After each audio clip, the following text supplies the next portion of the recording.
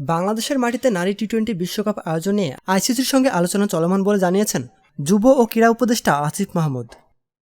আসিফ মাহমুদ বলেন, টি-20 বিশ্বকাপ আয়োজন করতে পারা আমাদের জন্য একটা মাইলফলক হবে।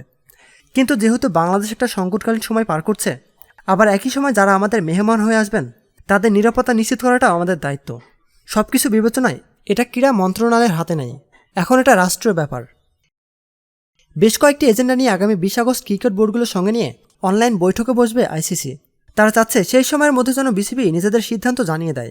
সূচি অনুযায়ী আগামী 3 থেকে 20 অক্টোবর বাংলাদেশের মাটিতে টি-20 বিশ্বকাপের আসর অনুষ্ঠিত হওয়ার কথা রয়েছে, যার জন্য আয়োজকদের হাতে আর মাত্র 1.5 মাস সময় বাকি।